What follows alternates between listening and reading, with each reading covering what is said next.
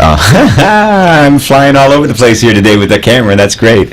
All right, listen, guys. I like I said, I brought back Emade Salem because not only is he adorable and full of information, but he's an American patriot, like myself and most everybody associated with this station. We love this country. We love our government. We love our form of government. We love our freedoms that exist under the Bill of Rights. And Emade. Hi, Joe. How are you? Thank you for inviting me again. Well, it's only because you love America so much. Well, we both do, and thank God we do. Why do you love America so much? I just, it's kind of strange, I mean, with everything we hear on TV and the guys burning American flags, sometimes they burn Israeli flags with American flags, sometimes they burn just American flags for the fun of it. They stomp on them. They seem to, not love America, but you do. I do love America because it is the greatest country on the planet. America has a lot to give, a lot to offer, and it's the land of the free. Now, I'm assuming, Emade, that you're a Muslim. Yes, I am. And you're a practicing Muslim. Yes, I do. And in America, you can practice your religion freely with nobody telling you to stop. No, nobody did that. You can go into any mosque, nobody's going to throw you out. I have been in mosques, I have been in synagogues, I have been in churches, and nobody ever prevented me from practicing my faith. Excellent, excellent. So that's part of the greatness of America is the freedom of religion. Absolutely. And that's one of our Bill of Rights. Absolutely. Does that right exist throughout the Middle East? Freedom of religion, freedom to practice? It should be, but unfortunately it is not.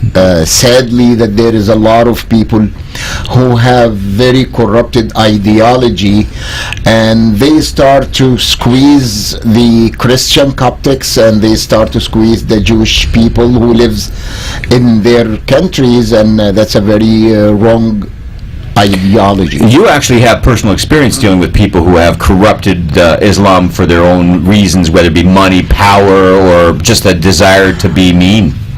That's correct. In 1991, I went undercover for the FBI, and I infiltrated the first Al-Qaeda cell on American soil, and that was in New York City. Who were you working with back then when you were working with the FBI? Who were you infiltrating? Who was the person you're after? I started with Sayyid Nusayr, who assassinated the Jewish rabbi Meir Kahane. Yep. And after that, I went a little further and I infiltrated the underground group who worked with the blind sheikh at that time. Blind sheikh, who's he? The blind sheikh, his name is Dr. Omar Abdul Rahman. He have PhD in Islam. From where? From Al-Azhar University in Cairo. Okay, that's like goes back 1,000 years or longer, right? As a big religious college. It is the biggest university in Islam in the Arab world, or in the world per se, only. And he had PhD in Islam, but his ideology and his way of interpretation into Islam is completely different than 99% of the imams around and the other scholars around the planet. It's unfortunate that he gets more airtime than they do. Well, that's what he seeks. He is a power seeker and money seeker. Well, now that he's spending 23 hours a day locked in a cell with 1 hour to walk out by himself, I don't know how much power he must have in his life these days. Well, you would laugh to hear that our beautiful America maintain his human rights and give him 15 minutes of phone conversation every other week to speak to his wife and children in the Middle East on our taxpayer money. Well, it seems nice that he should be talking to his wife and his kids. Is that who he's talking to? Well, of course not, because all what he's saying is on a speaker in the Middle East, and that speaker directed into a microphone via the internet, and he speaks to his followers. So he's still got access. He got access, and he succeeded to pass information through his attorney.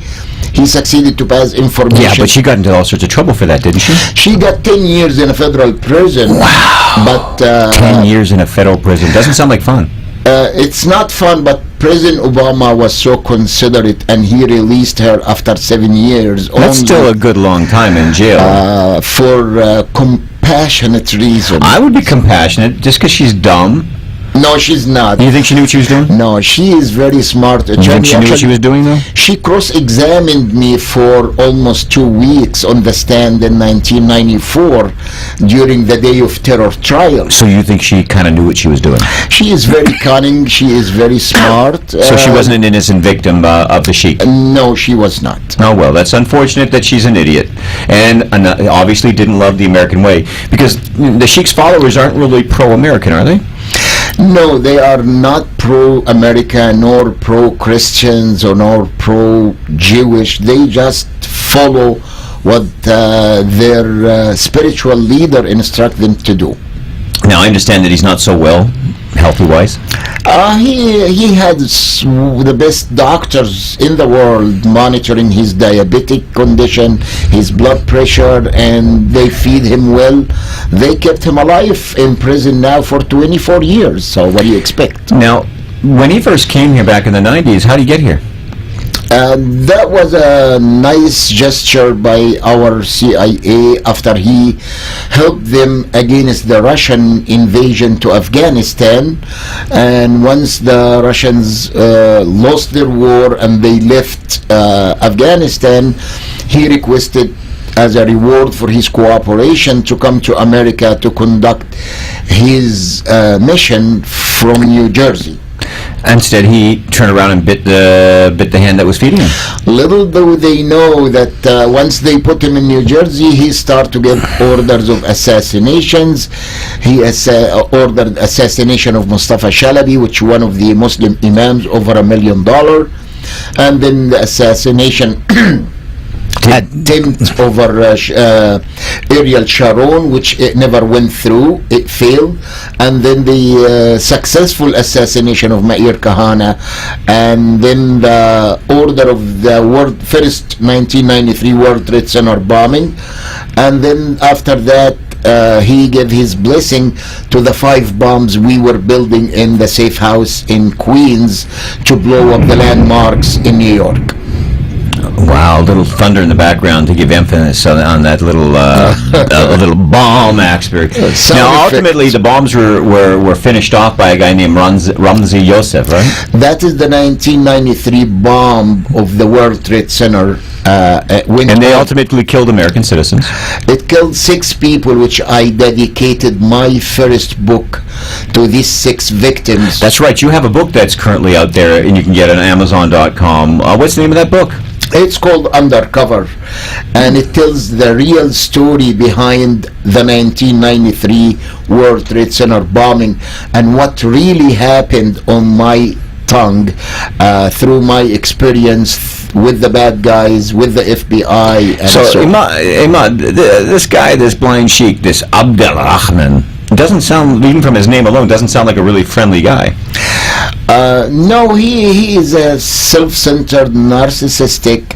He loves 2 things only: power and money, and of course women. We really forget. Yeah, How many wives does he have? Well, he have 2 wives. Okay. And when he came to America, he was flirtatious with his next door wife, which is a Muslim guy. His name is Abdul Rahman. I'm not going to say his last name, but I know that he changed his name because he is in the witness protection program today. Wow. He was so flirtatious with her, and the guy was starting to write a book against him. Well, I guess that's better than some of the Hamas prisoners in Israel, because they were kind of like go after the younger Palestinian prisoners. So at least he's going after flirtatious with women. I guess that, I don't know. At least he seems a little less corrupt than some of the leadership out there. Now listen, you were so involved back in 1993 with the Trade Center circumstances and some stuff that happened after that, and then you went into the witness protection program, and of course you've been teaching for the different schools of the CIA and the FBI where you come in as a guest speaker. But how does what you got experienced back in 1993 have anything to do with what we're dealing with today? Because, I mean, look what's going on today. Let me just give you a little bit of an outline. We got ISIS creating a thing called the Caliphate, and they are blowing up churches and shrines to Christians and people that the religion actually respected these people. You've got some of the ISIS that is controlling parts of Iraq and Syria, demanding all the Christians who have been there for centuries to either start paying a religious tax or get out. Threatening to kidnap their children and convert them to Islam. Basically enforcing a very oppressive Sharia law. And we've got Hamas attacking Israel responding. We've got the Syrian government just murdering their people left, right, and center.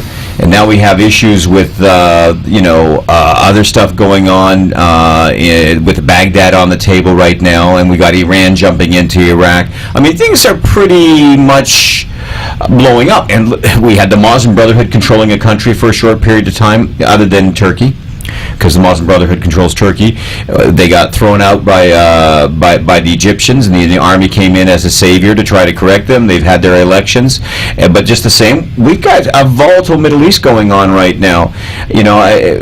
What is it that you bring from your history, your experience, to the table that relates to today? Well, I will say that there is nothing changed from 1990 until today in the ideology of whoever you want to call themselves name. They want to call themselves ISIS, or they want to call themselves Khalafis, or they want to call themselves Muslim Brotherhood or Al-Qaeda. The bottom line, they are all one. Following the same laws, same philosophy? They pretend that they are following the religious rules, but they are following the ideology of alienating other religions other than Islam and killing anybody who doesn't follow Islam. And as you said, they are squeezing the Christians, Coptics in Baghdad and in Iraq and in Syria. Either they convert to Islam or they pay jizya, which is like some kind of taxes, just for being Christian, or they leave, and that's completely against the Islamic law. That's even not what Prophet Muhammad do. But it's nice. Things have changed, because in the past, when the radicals were running the show, it used to be conversion by the sword, and now it's conversion by the M16. It was not a conversion by the sword. It was that period of time Prophet Muhammad was trying to do da'wah and spread Islam, and he was attacked by some people who wanted to suppress the religion. Islamic religion. So it was different than today. Today they are the ISIS or Al-Qaeda or these fanatic groups, we will call them, are transgressors, and transgressors are not allowed by the Quran. Do not transgress. That's in the verses of the Quran. Now, if a Imam says to me that if I go ahead and kill a bunch of people, put on this vest and what do you call it, and he promises me all those things in heaven, he could be lying to me, right? He is not that he is lying to you, he just brainwashing you. He's waiting for the weak points in your life to penetrate your brain and use his tools of words to let you go angry against either the Americans or the Western or some other religions to do his agenda for him. Okay, so blowing up churches or shrines that are happening right now under ISIS, as an example. Of course, we had the Afghanistan Taliban do the same thing with all the ancient stuff that was Buddhistic. They seem to think that it's right under God. It's completely wrong, and Prophet Muhammad tried to teach us that by marrying a Christian. Marry the Christian, and he married even a Jewish. Her name is Guwayriya, and her father is a Jewish. His name is Huyay. So Guwayriya, the daughter of Huyay, and marry the Christian. Why did Prophet Muhammad marry this and never blow their churches or synagogues? On the contrary, he tried to teach us tolerance. These people, this fanatic group, are very wrong for attacking non-Muslims regardless of their religion. This is a distortion of your religion. Absolutely, it's Unfortunately, in this day and age, with the power structures being what they are, though, your interpretation is not the dominant interpretation right now, because there's several different interpretations of Islam, and some are much more compatible with living in a society of multiculturalism, and others which they say there's only one culture, it's called ours, and if you don't like it, you gotta leave, and if you don't want to conform, you either have to give us some money or die. That's the problem. This group of fanatics, they are following or trying to create what they call it Khilafah, means successors.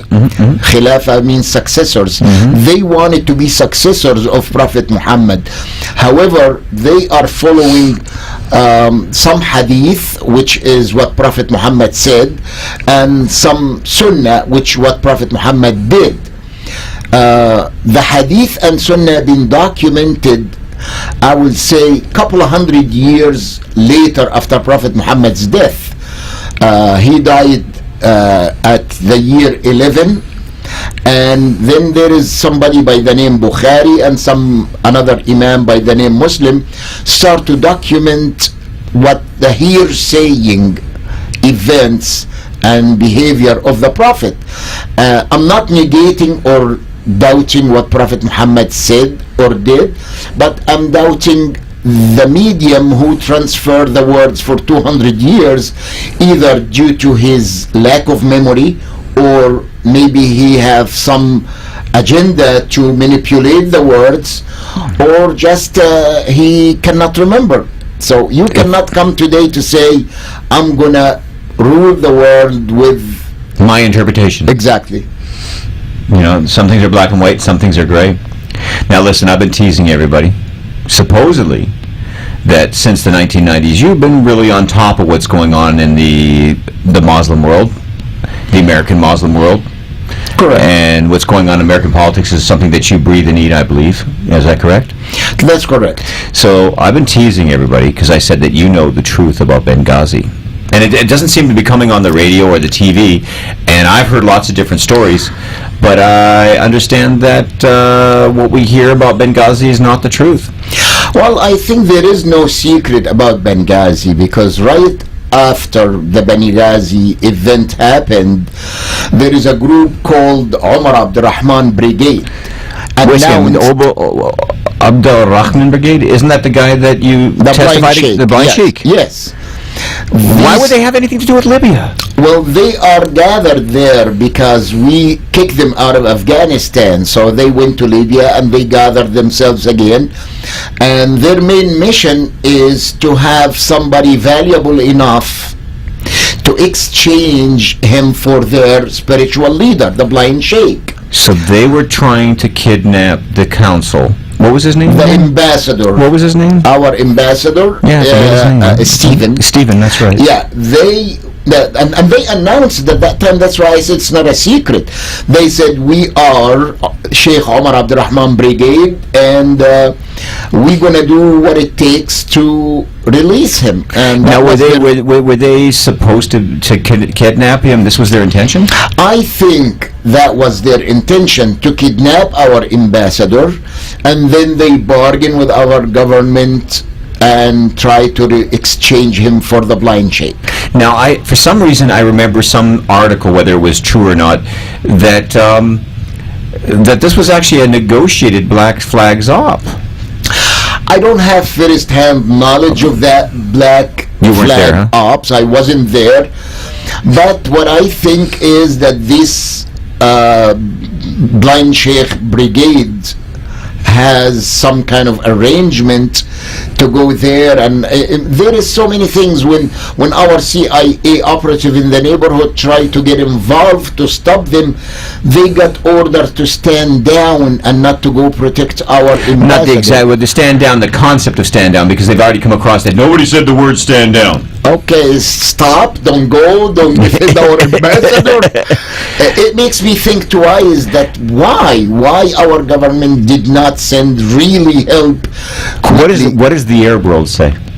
The Arab world have a lot to say about I this. bet they do. And I keep my ears close to the streets, especially in Cairo. And what did you hear? They are saying that now the Muslim Brotherhood, who is in prison, threatening President Obama if he did not continue to support them and get them out of jail, they will release secret documents to put him in prison.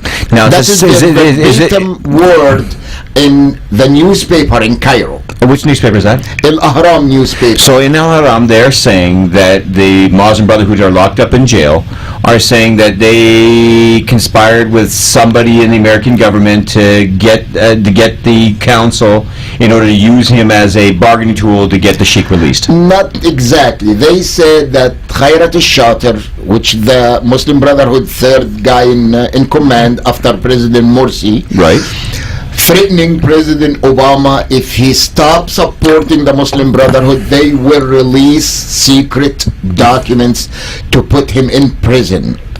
What secret documents, I have no knowledge of it yet, but it's in the front page in the Ahram newspaper. Wow. And I put it actually, a copy of that newspaper on my website. What's your website again?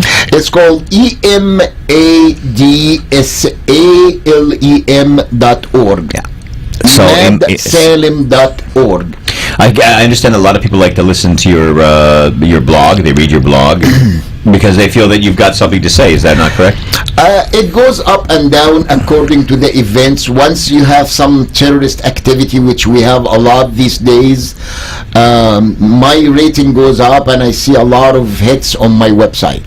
From all over the world, I From bet. all over, from China, Japan, Russia, you name it. There is a lot of countries. Now, in my neighborhood, you're a very popular dude. But over there, right now, But in your neighborhood, I'm living under different name and different you're a identity. very likable guy. Well, thank God I am. I mean, not that anybody wants to dance with you, but you're likable. I think I love everybody. I'm a color blind, faith blind, nationality blind. True All American, you mean? all I see is human beings, and that's what America stands for. That's why we are immigrant country. We love everybody, we accept everybody, and we go help other countries who needs help. Including the downtrodden, Absolutely. or the 40,000 kids that have come in this year so far from the southern That's border. a different story now. That's an invasion of America. I am not happy about it. We should have a little bit more control on our southern border, don't you think? I hope we could control our border, because maybe these kids not that bad, but among these kids could come one single person with dairy bomb and we have catastrophe in our Or land. one person with a series of diseases that spreads, biological diseases, not necessarily intentional. Or better yet, quite candidly, there's a lot of gangs down in the Central American area that we've been dealing with the consequences in, Southern California. And quite candidly, some of them are coming up with tattoos even as young as 12 and 13 who are members of gangs that have history of killing people and are coming to our country. I don't know if we necessarily need all of these kids, but I'm not so quick to say that, all these children should be turned back and not given the opportunity of the American dream. I just think we have to come up with a plan of action, and I don't think it's necessary. The best way to do a plan of action is behind closed doors and not bringing the American people into the discourse.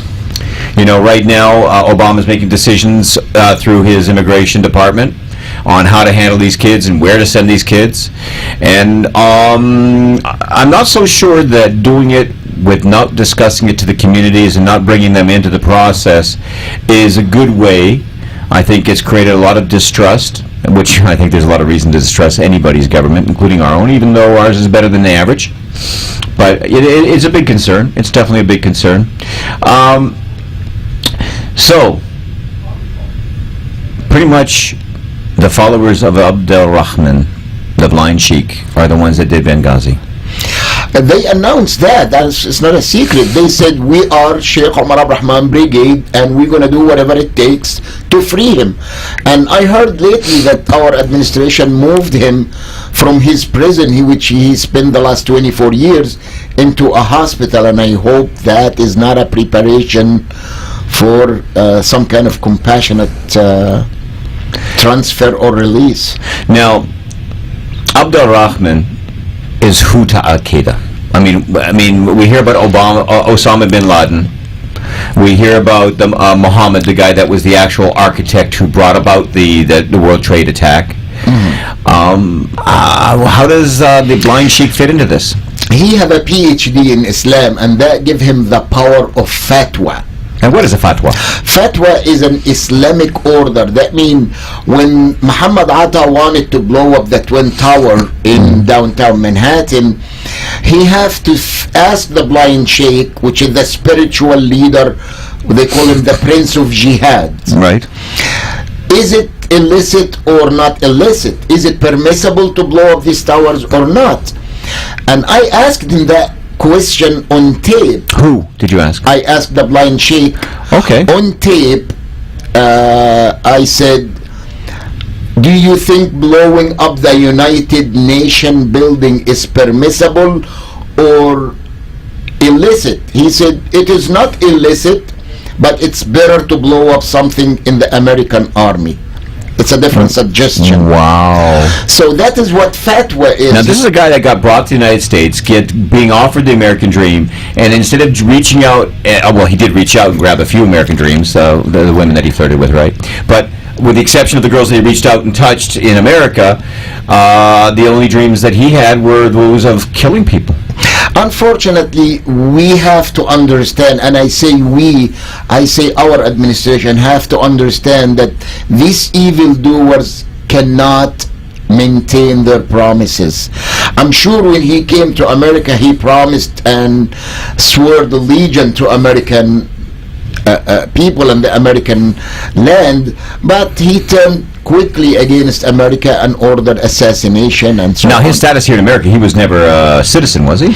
No, he was entered by mistake, whatever that mean is. Okay, nice mistake for him. Nice mistake. Bad mistake for us. No, well, it is bad mistake for all American people because we got 6 people got killed in the first bombing, and thankfully we over did not. 3,000 the second time around. That's the 3,000. And 2001 was just a furtherance of his philosophy, wasn't it? Absolutely, yes. I mean, all they were doing was just following his thoughts and his fatwas and his examples. He was leading from federal prison through these 15 minutes humanitarian phone conversations. So if he was released today, he would do the same evil doing today?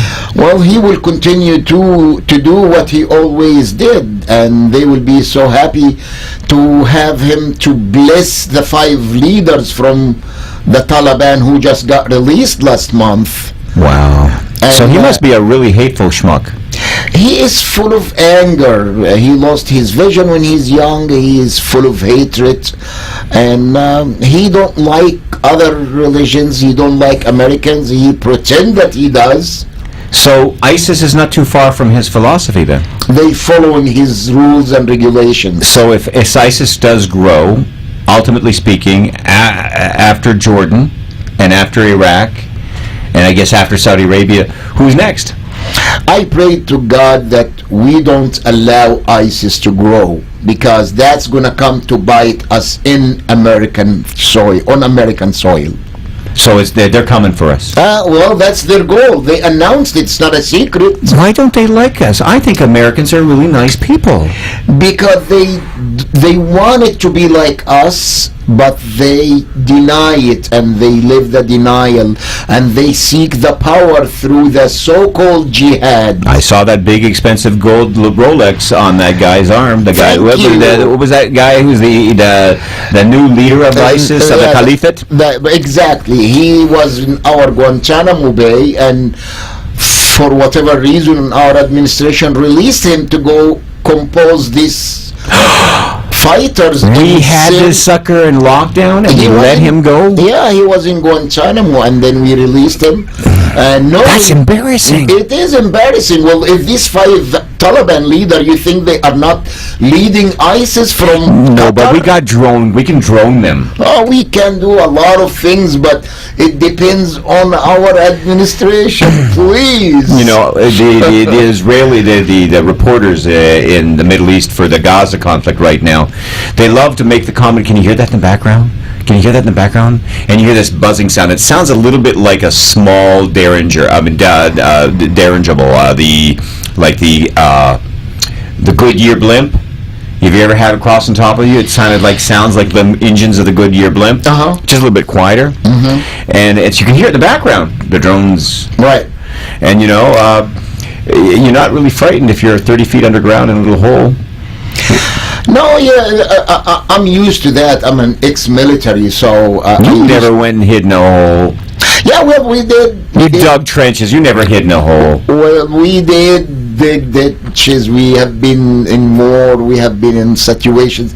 But unfortunately, listen, you took with you and your buddies, you guys took the Suez Canal in '73, didn't you?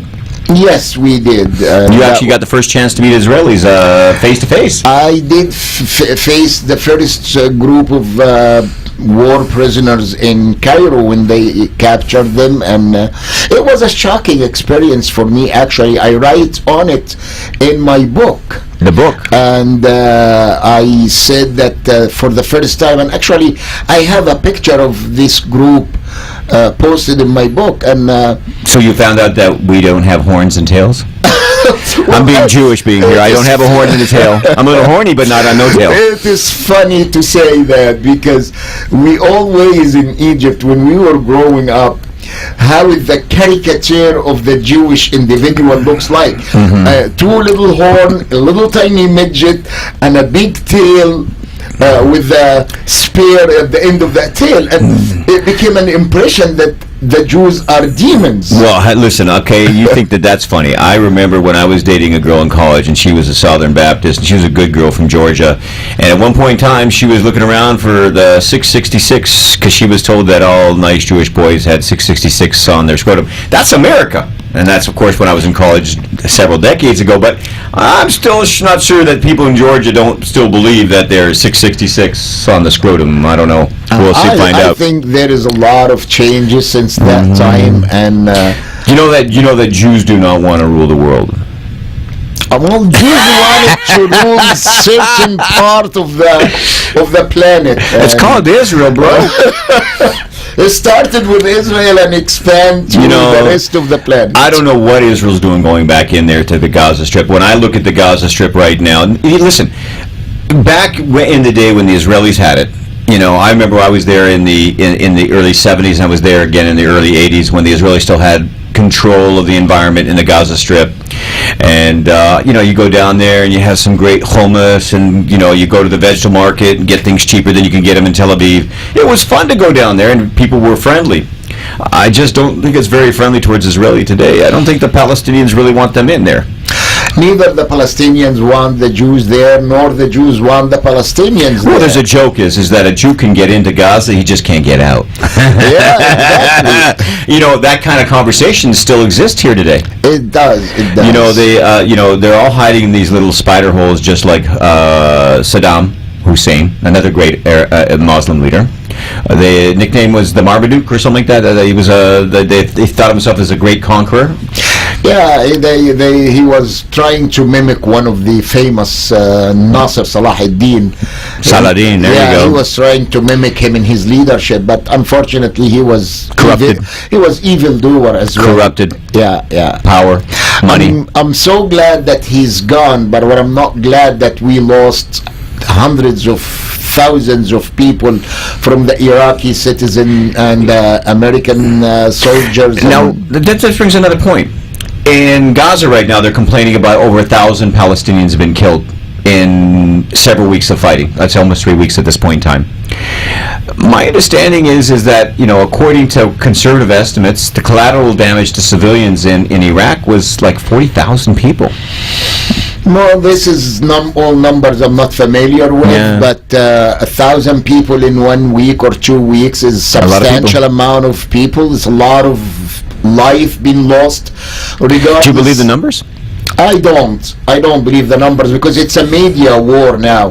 The Palestinians trying to cry as loud as they could. Well, we both agree. And one baby dead is one too many. Exactly. And the Israeli crying that their citizen being shot by rockets and missiles. And it's a sad situation, and it's going to get worse before it get better, unfortunately. You know, it's my expectation that they're going to do what they do best, and that's go in all the way. They're going to go, and the number of the bodies going to increase, and I hope that's not going to lead into big catastrophe in the Middle East area. You know, things can get really out of hand over there. Absolutely, yeah. You know, should we find that the Hamas is in a death throes, meaning that the Israelis have gone into their little hiding spots under under the mosques, under the schools, and under the different places where they have their little holes in the ground, 30, 40, 60 feet underneath, so they can't be attacked by weapons.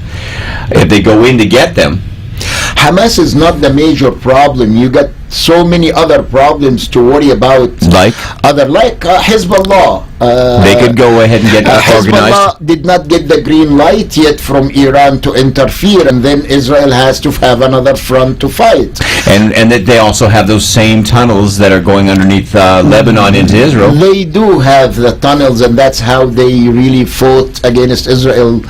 Very harsh fight last time Israel was attacking Hezbollah. And now, why would Turkey get involved? Well, Turkey will get involved because the leadership of the Muslim Brotherhood controlling Turkey and Qatar.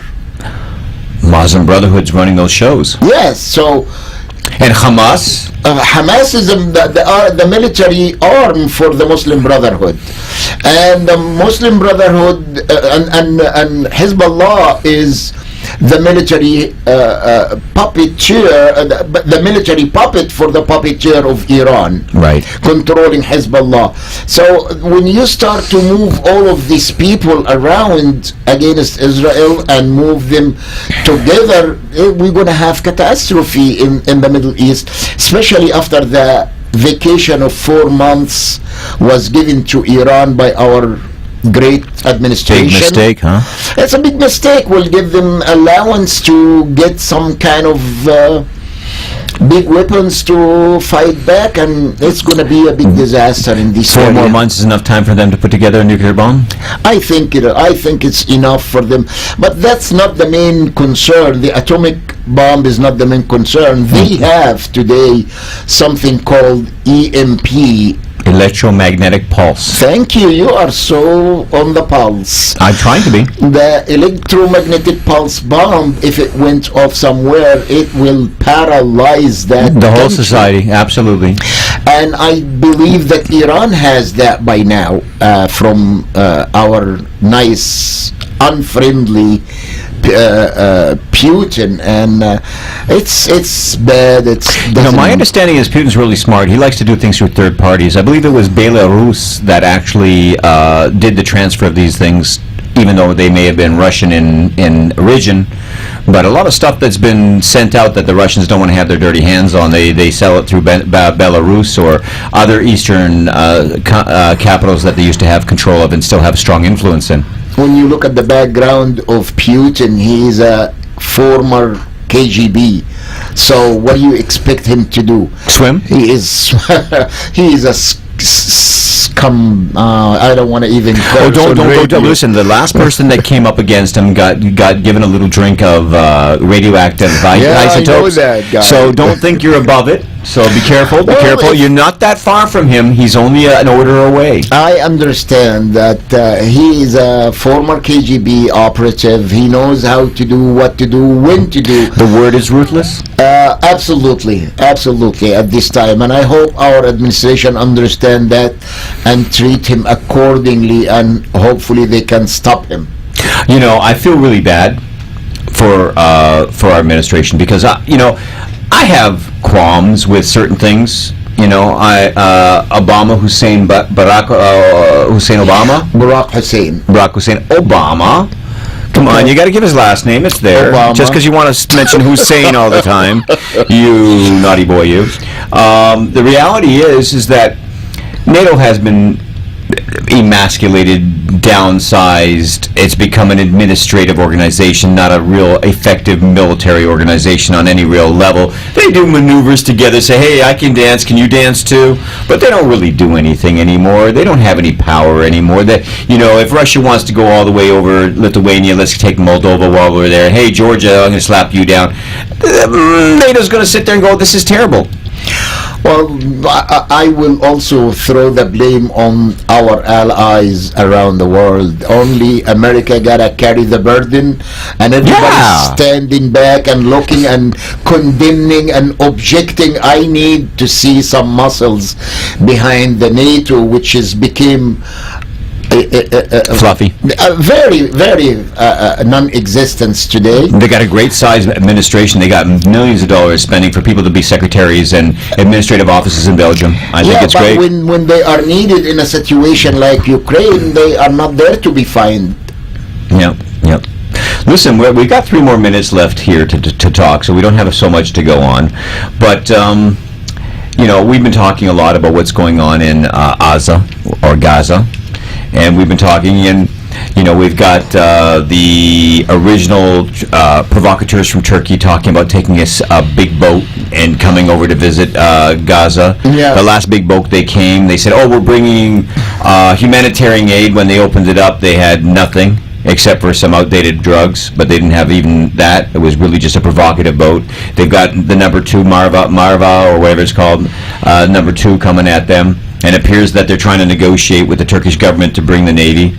Do you think they got enough nerve to put their Navy up against the Israelis? I don't think not at this time. They will do that when the Iranians start to go against the Israeli. And you're expecting that? The Iranians will do it when they get their ducks in the line. Come on now, tell me what do you mean by ducks in a line? When they get their 4 months vacation from everybody's monitoring them, then they will be ready. Hopefully, by that time they You're will. being evasive. You're saying once they get the bomb, they'll have the balls to go ahead and mess with Israel. Is that what you're saying? They will do so. Yeah, absolutely. Because they'll feel that they have the ultimate ability to bring it on down. Yeah, they said it. We want to wipe Israel from the face of the planet. And where those guys are concerned, the Shiites over there in Iran, you kind of have to take them on face value. Well, when I take any threat as a serious threat. When the 93 bombing happened, I remember reading how the threat was said that what we did now, we're not finished, we will finish in the future. So I've always expected that, not a specific date or a specific a year, but when 9/11 happened, I was in no way, shape, or form happy. I was totally traumatized like the rest of us watching the second plane go into the building. But it was a foregone conclusion, wasn't it? It took 10 years of preparation after the 93 bombing into bombing the towers and bringing them down, and that's unfortunately not the end. Watch out what's coming, and I hope we can stop it on time. Loving America, this is the People's Advocate Hour. Thank you for listening today. Unfortunately, our phones got disconnected by some powers that be, but give us a call back at 888-565-1470, or send us some emails. You can always send me an email at joelawyer@thepeoplesadvocate.com, or you can send an email to us on Twitter or otherwise. We want to hear from you. So if you have questions, I'm going to bring Emade back because he loves America so much and he's got so much to share with us. And we look forward to hearing from you next week. Once again, have a wonderful week. Stay safe on the drive. This is the People's Advocate Hour. If you have any questions, give us a call.